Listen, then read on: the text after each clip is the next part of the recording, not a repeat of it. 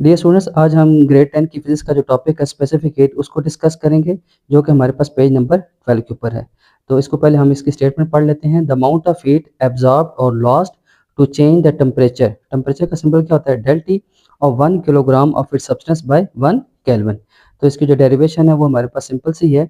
इसमें जो हमारे पास 3 अल्फ़ाबेट्स हम डिस्कस कर रहे हैं। एक है specific heat.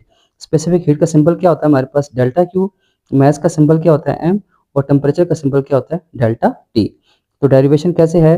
Delta Q is directly proportional to M और delta Q is directly proportional to delta T. क्या मतलब है इसका? कि जितना हमारे पास मास बड़ा होगा इतनी ज़्यादा उसके अंदर हीट एनर्जी आएगी। इसी तरह जितना ज़्यादा हम टेम्परेचर बढ़ाएंगे इतनी ज़्यादा हमारे पास हीट एनर्जी आएगी। अगर टेम्परेचर कम होगा तो हीट एनर्जी भी क्या होगी? कम होगी। इन दोनों इक्वेशंस 1 और 2 को हम क्या कर लेंगे? कंबाइन कर लेंगे। तो हमारे पास क्या आ जाएगा? Delta Q is directly proportional to m delta T. फिर इसके बाद हम क्या करेंगे? प्रोपोर्शनल का साइन रिमूव कर देंगे।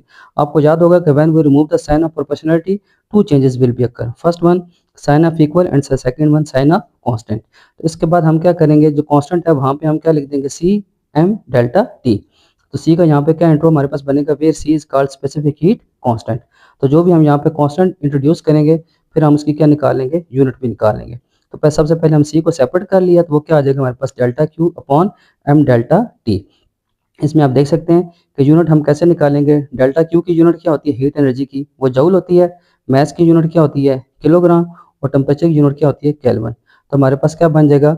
जूल के जी माइनस वन के माइनस वन। यानी किलोग्राम को और केल्विन को अगर हम ऊपर की तरफ शिफ्ट कर लें तो जिनकी जो पावर है वो क्या हो जाएगी? माइनस में हो जाएगी।